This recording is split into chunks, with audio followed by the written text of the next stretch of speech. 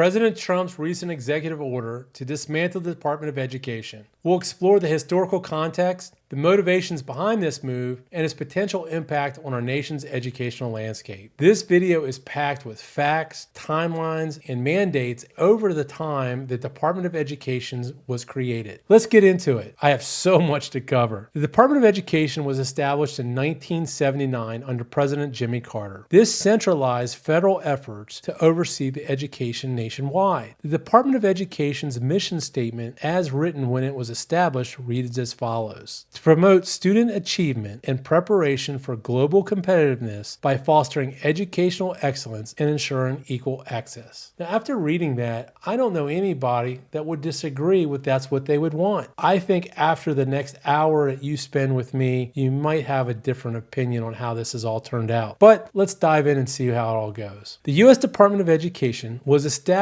in 1979 by President Jimmy Carter through the Department of Education Organization Act. The goal was to consolidate various federal education initiatives into a single department, giving education a stronger presence at the federal level. So why was this needed and why was it created? Carter's campaign promise. Jimmy Carter was backed by the National Education Association. He promised to create a cabinet-level department dedicated to education. Federal oversight and coordination, education policy, and funding were previously handled by the Department of Health, Education, and Welfare. The creation of the Department of Education was meant to streamline and centralize education-related policies. But I have to ask, was this all done for political votes? I hate to be the person that is cynical, but it sounds like there was another motivation of why he created this. But let's look further. Civil rights and equal access advocates argued that a separate department would help enforce desegregation and ensure equal access to education, particularly in disadvantaged and minority communities. Okay, I get that. It also aimed to collect data on schools, promote educational research, and encourage national standards in learning outcomes. What was its function? Number one, the Department of Education was not created to run schools. It had no intentions of running schools, which they wanted to remain state controlled. Number two was to distribute federal funding. It allocates federal funds to public schools, colleges, and universities. So its job was just to get the money out there. Number three was it felt that it was important to enforce civil rights laws, ensuring compliance with Title IX, the IDEA, which is the Individuals with Disability Education Act, and other anti-discrimination laws, promote educational research, supporting students on student performance, teaching methods, and policy effectiveness. I can't see anything wrong with that. Number four, encourage national education standards through programs like No Child Left Behind in 2002 and Common Core through states control curriculum. Number five, administer student financial aid, managing Pell Grants, federal student loans, and other assistance. So in other words, to get the money out there. The intent behind the creation of the U.S. Department of Education in 1979 was not to take control over education, but rather to support and enhance the existing system of state and local control over education. The department was designed to be a federal agency that assists,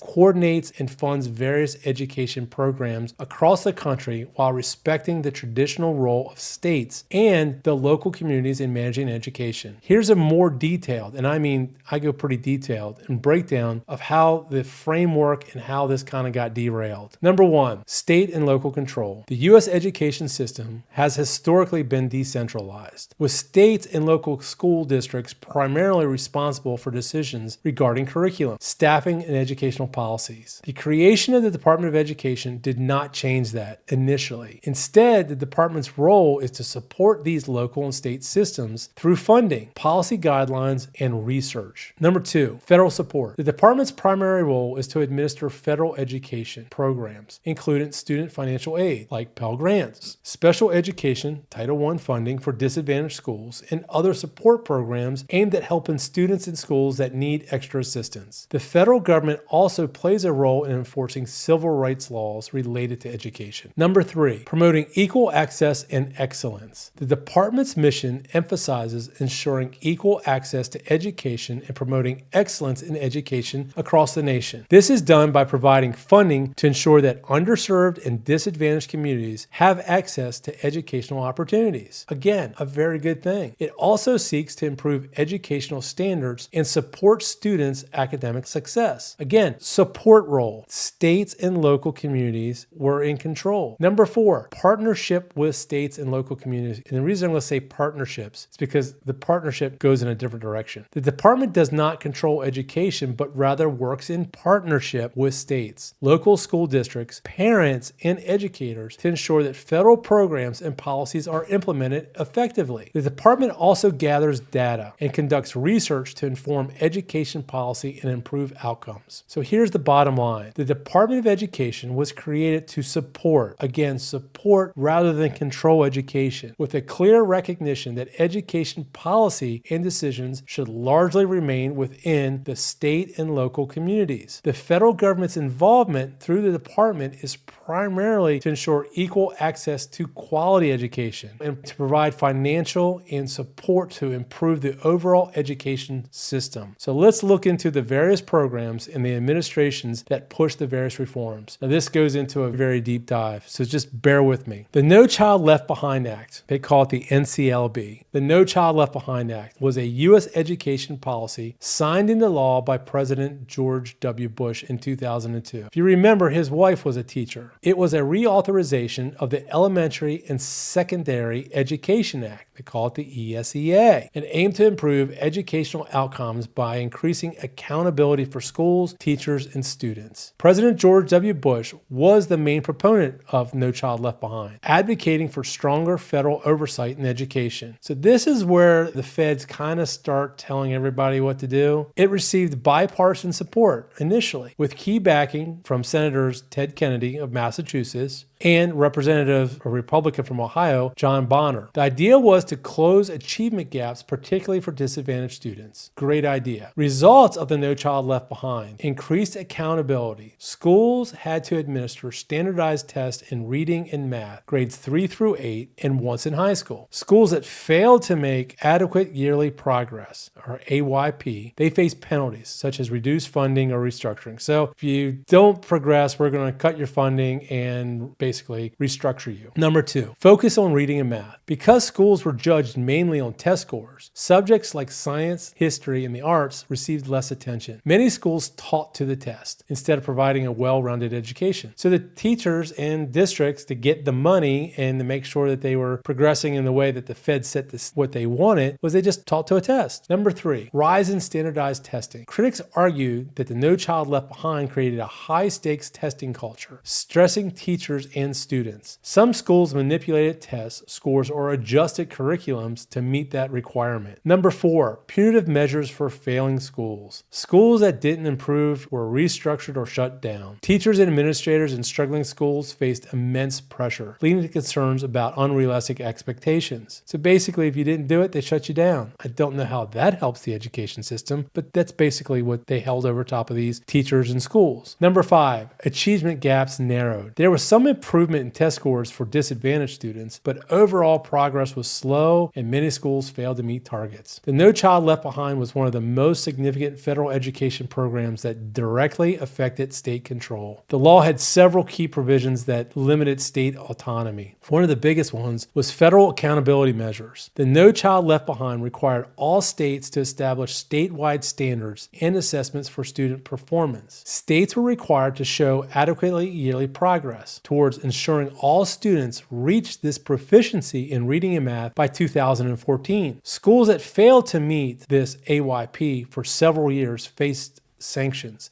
including the possibility of being restructured, which created pressure on states and local districts to comply with these federal standards. Number 2, standardized testing. The law mandated regular standardized testing in reading and math, and schools had to meet these specific targets. This one-size-fits-all approach did not account for local needs, making it difficult for states and districts to use alternative forms of assessments or curricula that they felt were more suitable for their students. The emphasis on testing and test scores often led to teaching to the test. Again, just give the students what they need to know so we can pass these tests, so we can get our money and keep going on about life and meet these federal mandates. They reduced the flexibility of educators to focus on broader educational goals. Number 3, here comes the sanctions and the penalties. States and schools faced federal sanctions if they failed to meet the achievement targets, which put pressure on state and local governments to comply with federal requirements, even if they felt those requirements did not reflect the unique needs of their students. It became widely criticized for overemphasizing testing and unrealistic goals. So basically, the feds from the top down said, this is what you're going to do. In order to get our money, you have to do this. So in 2015, it was replaced by the Every Student Succeeds Act under President Barack Obama, which gave states more flexibility while keeping accountability measures in place. Again, this is a Democratic president giving more choice to the states. The final verdict on the No Child Left Behind highlighted the importance of education reform, but was seen as too rigid and punitive, leading to its eventual overhaul. Race to the Top was a $4.35 billion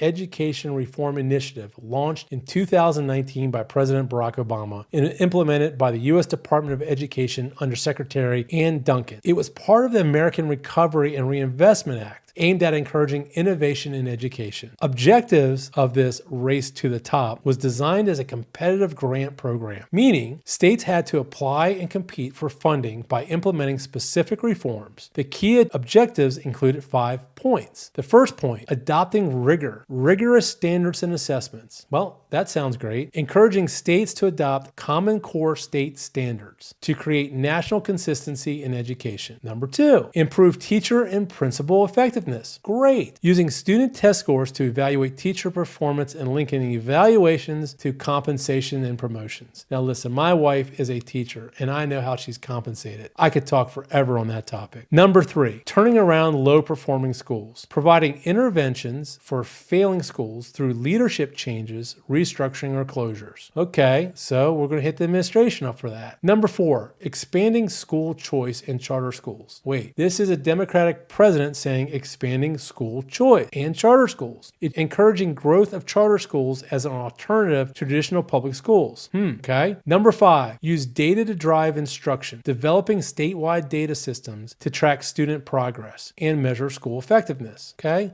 We need a measurement tool. Well, let's see how the outcomes of this Race to the Top kind of panned out. The adoption of the Common Core. Initially, over 40 states, not every state, 40 states adopted Common Core to qualify for this Race to the Top funds. However, backlash led some states to later repeal or modify these standards. Increased teacher accountability. Many states implemented teacher evaluations tied to student test scores. This led to teacher pushback, with critics arguing it overemphasizes testing and didn't fairly assess educator. Number 3, there were a lot of mixed results in low-performing schools. Some struggling schools improved, but many reform strategies like closures, disrupted communities. There's no conclusive evidence that Race to the Top significantly improved anything for student outcomes. Number 4, growth of charter schools. The Race to the Top funding led to an expansion of charter schools, but results were inconsistent again. Some charter schools excelled. They did fantastic, while others performed worse than public schools. Number 5, short-lived reforms. Many changes driven by the Race to the Top, especially teacher evaluations and Common Core, faced political resistance and were scaled back after the program ended. So the final verdict on this Race to the Top: successes. Increased focus on education reform. Encouraged innovation. Promoted national standards. The failures: heavy reliance on standardized testing. Rapid implementation caused pushback. Some reforms were later abandoned altogether. Overall, the Race to the Top sparked major policy changes, but had mixed and often short-lived results due to resistance from educators, parents, and policymakers. It was effectively replaced by the Every Student Succeeds Act, the ESSA, in 2015, which shifted control back to the states. Again, more back to the states. Let's dive into Common Core and what does it mean and what does it try to accomplish. Common Core State Standards, or the CCSS, are a set of national academic standards for K through 12. They were designed to ensure students across the U.S. graduate with skills needed for college and careers. Okay, sounds great. Developed in 2009 by the National Governors Association and the Council of Chief State School Officers, funded and promoted by the Bill and Melinda Gates Foundation. Adopted by 45 states initially, with strong backing from President Barack Obama through the Race to the Top program. Why was Common Core implemented? 1. Create consistent learning standards nationwide. Before CCSS, each state had its own educational standards, leading to inconsistent learning outcomes across the United States. Number 2. Improve college and career readiness. Many high school students were not prepared for college-level coursework. Common Core aimed to raise standards for better preparation. Number 3. Increase U.S. competitiveness in education. See, the U.S. was falling behind against other countries in subjects like math and reading, and Common Core aimed to close that gap. Number 4. Standardized testing and accountability. I don't know how many times I'm going to talk about standardizing and testing, and then accountability. Common Core introduced common assessments to measure student performance nationwide. Results and impact of this Common Core initiative? Initial widespread adoption, but many states later withdrew pretty quickly. By 2015, several states repealed or replaced Common Core, citing political backlash and implementation challenges. As of today, less than half of U.S. states still fully use Common Core, though many kept similar standards under different names. Number 2, mixed academic outcomes. There is no clear evidence that Common Core significantly improves student test scores. Some gains in early grade reading scores, but math performance declined in many states. Number 3, increased standardized testing and teacher pushback. Common Core required new standardized tests, leading to teaching to the test. Teachers criticized overemphasis on assessment and a one-size-fits-all approach. Number 4, parental and political controversy. Many parents found the new math methods confusing and resisted changes. Politicians, especially conservatives, opposed federal involvement in education altogether and saw Common Core as government overreach. Number 5, long-term impact shift towards state control. Common Core's influence remains, but states now control their own standards, often modifying Common Core while keeping key elements. Many states still use Common Core aligned curricula, even if they officially drop the name. The final verdict on Common Core? The successes. It created higher standards, pushed for critical thinking, and improved some early grade reading outcomes. But the failures? It led to confusion, teacher frustration, over-testing, and political resistance. Ultimately, Common Core didn't fully achieve its intended transformation of U.S. education, but it did reshape the conversation around the national learning standards. The Every Student Succeeds Act is a U.S. education law passed in 2015 to replace the No Child Left Behind Act. It aimed to give students more control over education while maintaining some federal oversight. Signed into law by President Barack Obama on December 10th of 2015. This was sponsored by Senator Lamar Alexander, a Republican from Tennessee, and Senator Patty Murray, a Democrat from Washington. You had bipartisan support in Congress for this. So let's look into why was ESSA implemented. Let's fix the problems with the No Child Left Behind. No Child Left Behind focused too much on standardized testing and punished schools that didn't meet strict federal benchmarks. The ESSA kept accountability, but gave states flexibility in how they improve schools. Reduced federal overreach. The No Child Left Behind had a one-size-fits-all approach, which many states opposed. The ESSA shifted power back to state governments to education standards to set education standards and policies. Still hold schools accountable, while less rigid, ESSA still required states to track student performance, especially for low-income and minority students. The key features of ESSA give states more control. States can develop their own education plans instead of following strict federal guidelines. Reduces focus on standardized testing. Still requires math and reading tests in grades 3 through 8 and once in high school, but allows states to set testing policies. States can use other factors like school climate and graduation rates to measure success. Supports struggling schools. States must identify and help the lowest performing 5% of schools. Instead of federal mandates, states choose how to fix failing schools. Keeps protections for disadvantaged students. Requires schools to track progress for low-income students, minorities, English learners, and students with disabilities. Allows innovation in education. Schools can use alternative measures of success beyond just test scores. It encourages STEM education, early learning programs, and career readiness initiatives. So let's look, this all sounds much better than the No Child Left Behind. which was very rigid. So let's look at the results of ESSA. More state control, but mixed outcomes. States gained freedom to set their own standards, but some critics argue this led to uneven accountability. Some states lowered their standards, while others used ESSA to innovate and improve education. Number 2, reduced over-testing, but tests still dominate. There was less pressure from the federal mandates, but testing is still a major factor in school evaluation. Many states have kept Common Core-like standards, but with modification. Number 3, support for struggling school remains weak. Unlike No Child Left Behind, the ESSA doesn't impose federal penalties on failing schools, leaving it up to the states. Some states have been slow to act on struggling schools, raising concerns about accountability. Number 4, pandemic challenges. COVID-19 impact. ESSA wasn't designed for major disruptions, so the COVID-19 pandemic forced states to adjust their education plans. Many states waived testing requirements in 2020 due to school closures. So the final verdict on ESSA, let's look at the successes. More state flexibility, less overall testing, maintains accountability for disadvantaged students. So if we go back and look how it was tightened up with the No Child Left Behind,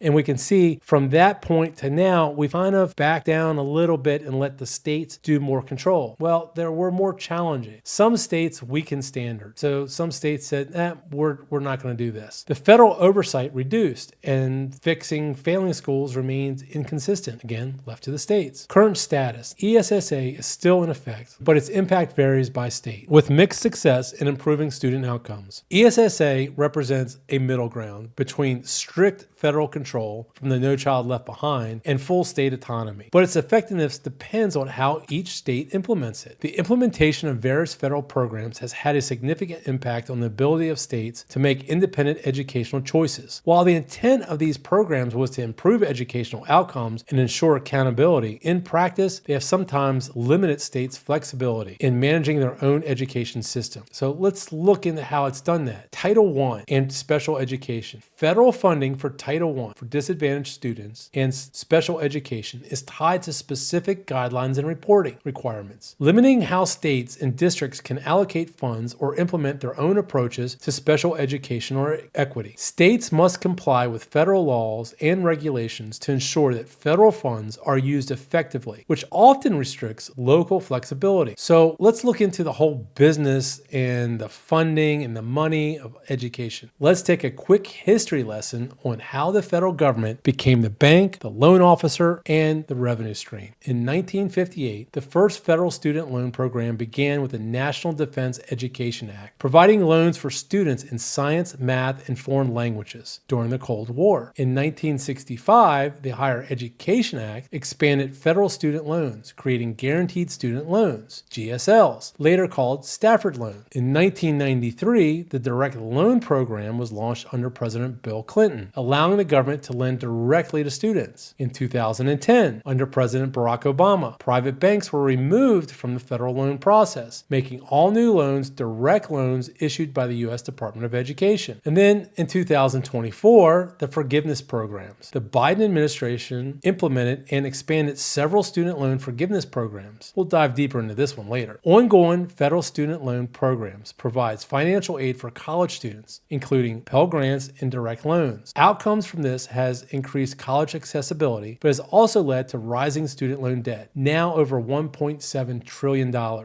These programs resulted in expanded college access, offered low-interest loans, and provided repayment flexibility, but contributed to rising student debt, tuition inflation, and loan servicing issues. So let's look into why did the Department of Education take over student loans? Before 2010, most student loans were issued by private banks, but backed by the federal government under the Federal Family Education Loan Program. However, banks profited from government guarantees, meaning taxpayers took on the risk while banks collected interest. In 2010, under President Obama's Student Aid and Fiscal Responsibility Act, the federal government took over student lending directly. This move eliminated the middlemen, the banks and the lenders. Well, it says that it saved taxpayers billions, allowed more funds to go directly toward Pell Grants and student aid, gave the federal government full control over repayment and forgiveness programs. Because of this, student loans show up as an asset on the federal balance sheet. Student loans are treated as assets on the federal balance sheet because the government expects to be repaid with interest. Here's how it all works. You see, the government lends money, creates an asset on the balance sheet. When the federal government issues a student loan, it is counted as an asset because the borrower is expected to pay it back. The interest payments add to the government's revenue, just like a bank loan. Well, why is this controversial? Many argue this is misleading because many borrowers struggle to repay, leading to high default rates. The Congressional Budget Office has revised estimates showing that instead of making a profit, student loans actually cost taxpayers money due to defaults and income-driven repayment plans. So why are student loans rarely forgiven? Student loan debt is a major revenue source. The U.S. government collects billions in interest from student loans. Large-scale forgiveness would wipe out a major financial asset, increasing the federal deficit. The Higher Education Act of 1965 set strict rules for student loan forgiveness. Courts have blocked broad student debt cancellation, arguing that Congress, not the president, must approve large-scale forgiveness. Opponents argue widespread forgiveness is unfair to those who have repaid loans, which I agree. Some fear that canceling debt would encourage future students to borrow irresponsibly, expecting forgiveness later. Unlike other types of debt, student loans cannot be discharged through bankruptcy, except under extreme hardship. This was reinforced by the 2005 Bankruptcy Reform Act, making student debt nearly impossible to escape. So will student loans ever be forgiven? There are limited forgiveness programs that do exist. Public Service Loan Forgiveness, the PSLF, after 10 years of payments for public sector workers. There's the Income-Driven Repayment, the IDR forgiveness program. Loans are forgiven after 20 to 25 years of repayments. Biden's one-time relief plan, blocked by courts, a proposed $10,000 to $20,000 forgiveness per borrower, was struck down. Full debt cancellation is unlikely. Congress would need to pass new laws which faces political opposition. Any future executive action could face legal challenges like Biden's attempt. The government treats student loans as assets and relies on that repayment. Forgiving loans wipes out federal revenue and increases the deficit. Legal and political obstacles make broad forgiveness difficult. Only targeted forgiveness programs, the PSLF and the IDR, exist for now. Federal student loan reform, returning control to private lenders. Why is there a push to return student loans to private lenders?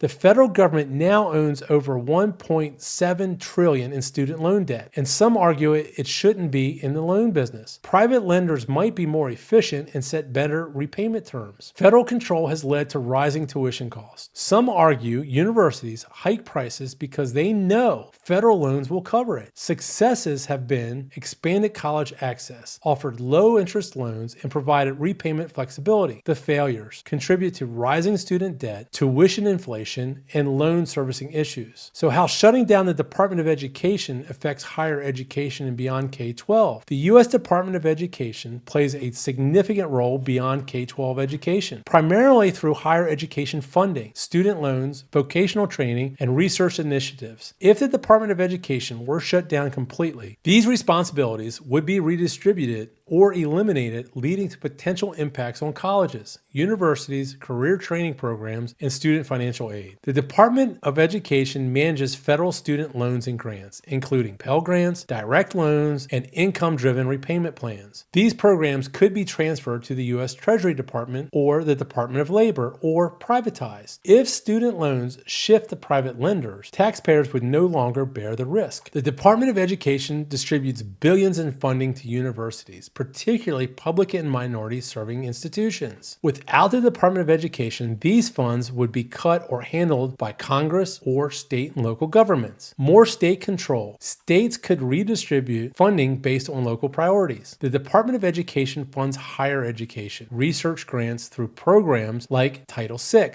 International Studies, TRIO, college access programs, and STEM initiatives. If shut down, these responsibilities could shift to the National Science Foundation or private organizations. The Department of Education funds adult education, trade schools, and vocational programs through initiatives like Perkins Career and Technical Education grants. These could be absorbed by the Department of Labor or cut entirely. The Department of Education enforces Title IX, gender equality, protection for disabled students, and anti-discrimination laws in colleges and universities. These responsibilities could be transferred to the Department of Justice. Would higher education improve or struggle? The push for more state involvement in education. Let's take a little deeper dive. Over the past 25 plus years, there has been a bipartisan effort to shift more control over education policy from the federal government to state and local communities and students themselves. This movement is driven by belief that states and local school districts better understand their unique challenges than Washington, D.C. I can't agree more. School choice and charter schools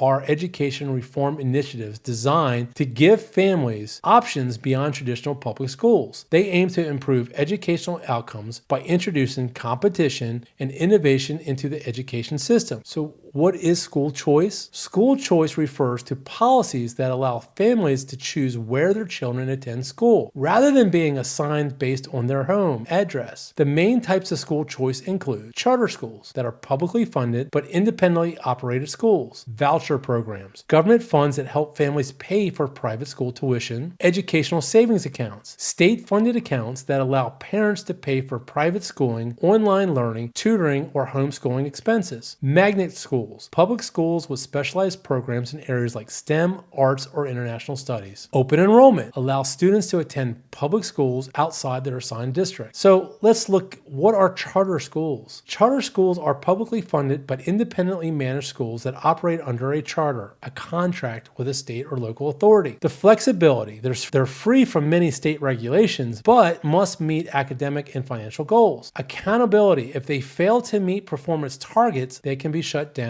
and their contract eliminated. Choice, parents can opt for charter schools instead of traditional public schools. Charter schools are tuition free, but they are often run by private or nonprofit organizations rather than local school districts. The 1980s to the 1990s, the birth of school choice movement. Economist Milton Friedman first proposed school vouchers in the 1950s, arguing that competition would improve education quality. The first charter school law was passed in Minnesota in 1991. Charter schools expanded in the 1990s under President Bill Clinton, who supported them as a middle ground between public and private education. And again, this was President Bill Clinton, a Democratic president. The 2000s, expansion under both parties. President George W. Bush in 2001 supported school choice through the No Child Left Behind. President Barack Obama, 2009, expanded charter schools with the Race to the Top funding. President Donald Trump and Betsy DeVos, 2017, pushed for educational savings accounts, vouchers, and charter school growth. President Joe Biden in 2021 has been more critical of charter schools, cutting federal funding for them. So school choice policies allow parents to use taxpayer-funded education dollars to enroll their children in public charter,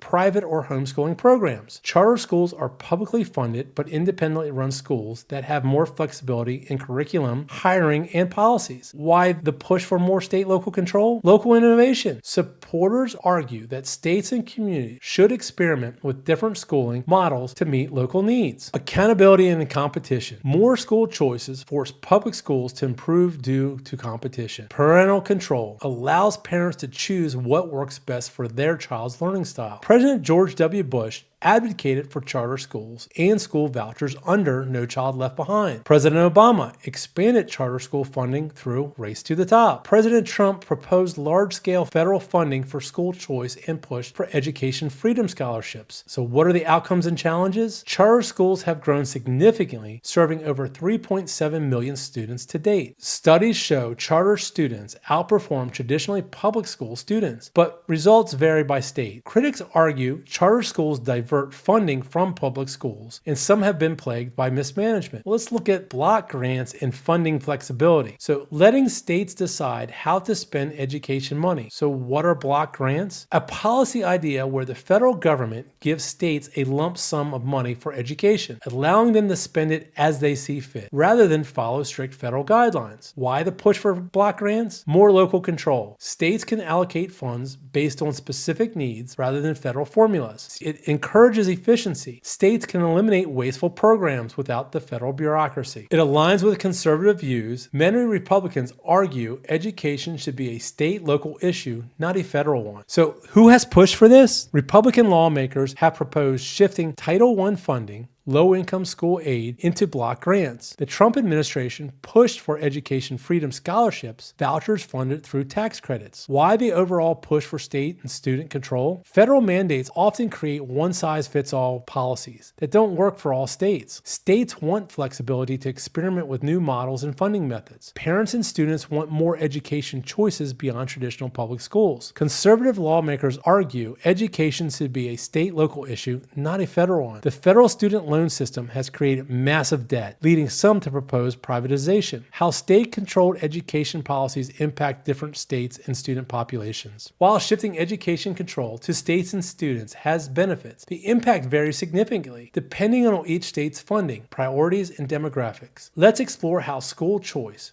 charter schools, ESSA, block grants, and student loan policies affect different groups. States with strong school choice programs are Florida, Arizona, Wisconsin, Ohio, and Indiana. They offer school vouchers, charter schools, tax credit scholarships, and education savings accounts. Parents have more flexibility to choose private, charter, online, or homeschooling. The results, higher student performance in some cases, but concerns about public school funding exist. States with limited school choice are California, New York, and Massachusetts. Less funding for vouchers and charter schools due to strong public school and teacher union influence.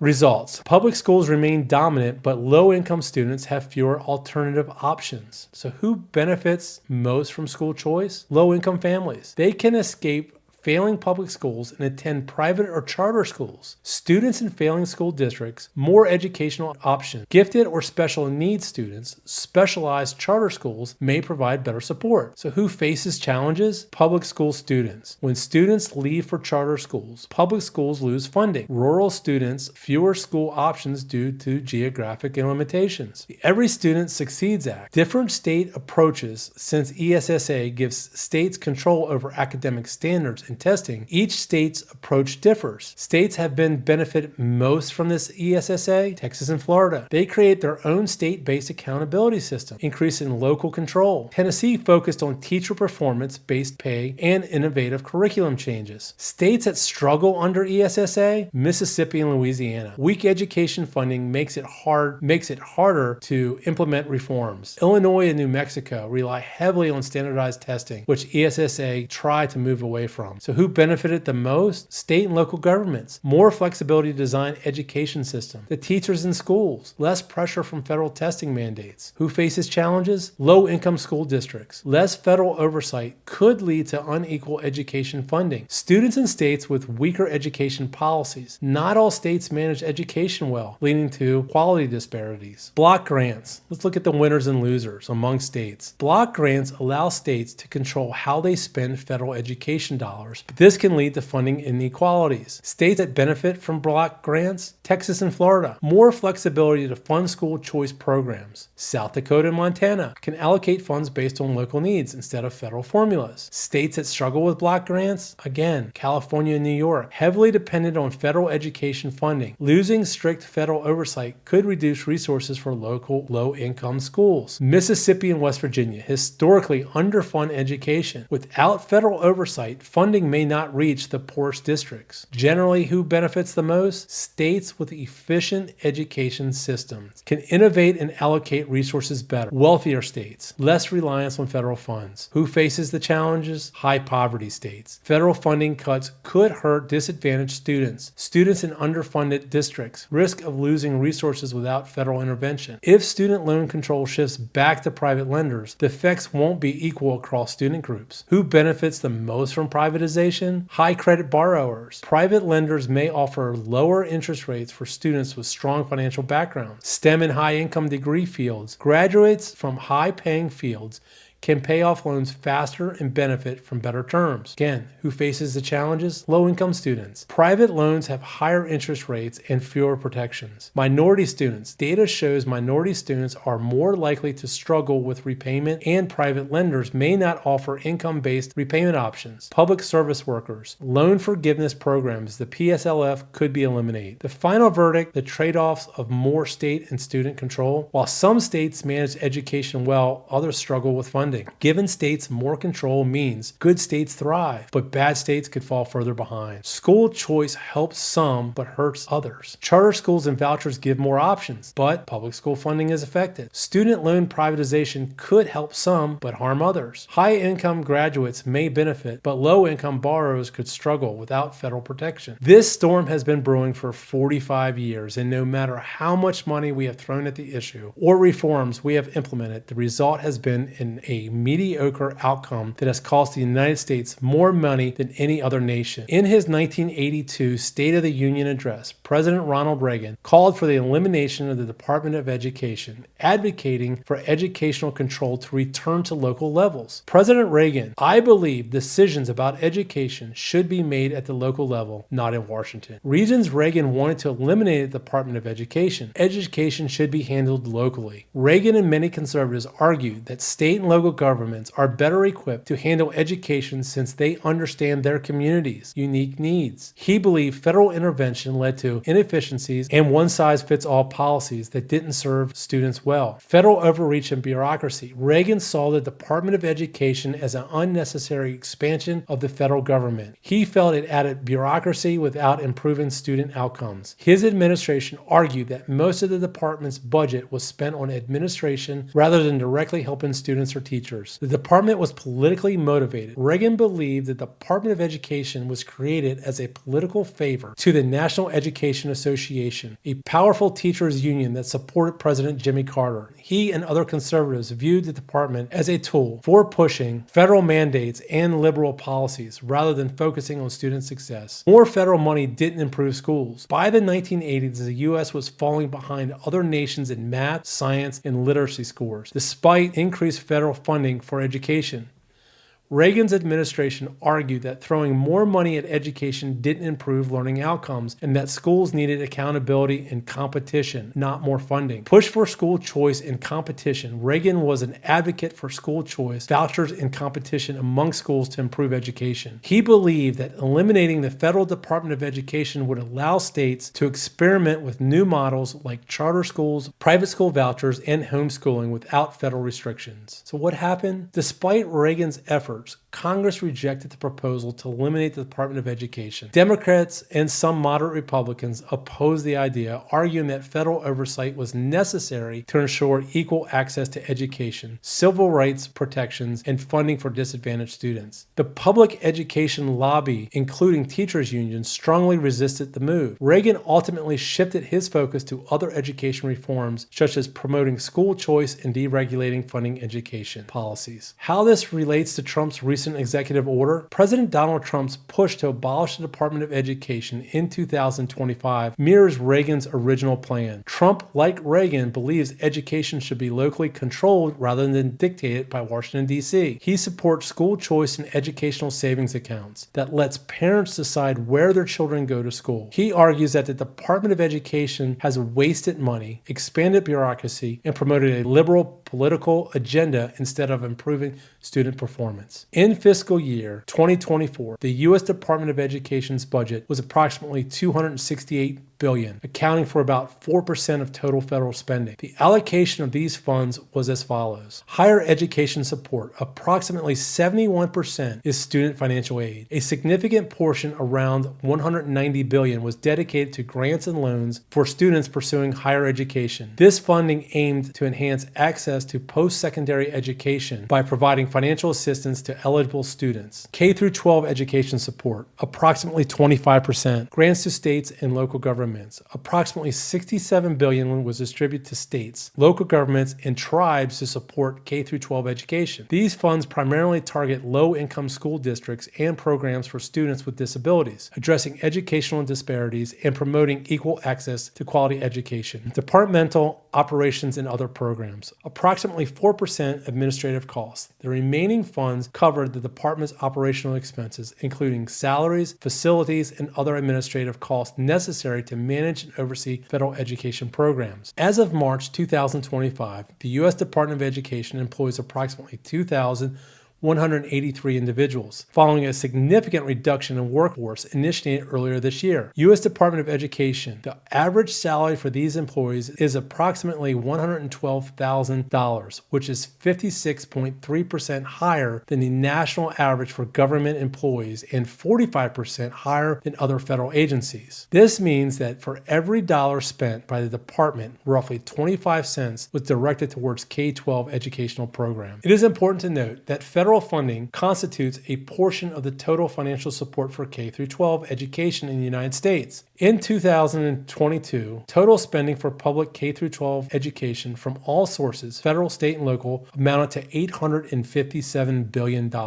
Therefore, the Department of Education's contribution represents a significant but not exclusive segment of the overall funding landscape for K-12 education. On March 20th of 2025, President Trump signed an executive order directing the dismantling of the Department of Education, aiming to shift authority over education back to states and local communities. This move aligns with a long-standing conservative goal of reducing federal involvement in education. The administration argues that despite significant federal spending, education outcomes have not met expectations, citing America's decline in global education rankings. Let's look into President Trump's plan for his educational savings account, his ESAs. Central to this reform is the introduction of educational savings accounts, or ESAs. These accounts empower parents to allocate funds for their children's education, choosing schools, public, private, or charter, that best fits their needs. This approach aims to foster competition among schools, potentially driving improvements in quality and innovation. Education savings accounts are financial tools that allocate public education funds directly to families, allowing them to tailor their children's education experiences. These accounts can cover various approved expenses, including private school tuition, tutoring services, educational materials, and other learning resources. President Donald Trump has championed the expansion of ESAs as part of a broader initiative to enhance school choice and empower parents in directing their children's education. In January of 2025, he signed an executive order aiming to redirect substantial federal funds from public schools toward private school vouchers and other educational alternatives. Furthering this commitment, President Trump has supported legislative measures to broaden the scope of 520 educational savings plans. Traditionally reserved for college expenses, these plans were expanded under the leadership to allow parents to withdraw up to $10,000 tax-free annually for K-12 education costs, including those associated with public, private, or religious schooling. Additionally, President Trump has pledged to support homeschooling families by allowing them to utilize 529 education savings accounts. This initiative enables parents to spend up to $10,000 per year tax-free on costs associated with homeschooling, thereby providing greater flexibility and financial support for diverse educational choices. These initiatives reflect a commitment to providing families with greater flexibility and control over educational decisions, aligning with the administration's emphasis on school choice and parental empowerment in education. Proponents believe that increased competition will lead to better educational outcomes, addressing concern about America's slipping position in global educational rankings. Critics of the Department of Education argue that increased funding has not translated into better student performance. Instead, they point to administrative bloat, with funds being diverted to bureaucracy rather than classroom instruction. This has led to larger class sizes and diluted educational quality. The department maintains a public relations office that includes over 80 staffers at a cost of more than $10 million per year. Additionally, there are concerns about the department promoting certain agendas, diverting focus from core educational priorities. By decentralizing control, states and local communities can tailor education policies to better suit their unique demographic needs. This localized approach encourages innovation and responsiveness, potentially leading to more effective educational strategies. Countries with decentralized education systems like Finland consistently rank high in global education assessments. The hope is that such reforms will revitalize the U.S. education system, making it more competitive globally. While ESAs offer choice, there's a risk of widening disparities if not implemented carefully. Transitioning responsibilities from the federal to state level requires meticulous planning to avoid disrupting services, especially for vulnerable student populations. It's crucial to consider these perspectives to ensure that reforms lead to equitable and improved educational outcomes. The conclusion: President Trump's executive order marks a significant shift in American education policy, echoing debates that have persisted since the department's inception. As we move forward, it's essential to balance the goals of empowering parents and states with the need to provide quality education for all students. The coming years will reveal how these changes unfold, their impact on the future of education in the United States. This is an issue that I have spent a lot of time that affects many families in the United States. Thank you for joining me on this navigation. Please like and subscribe below and share your thoughts in the comments below. Thank you, and see you on the next one.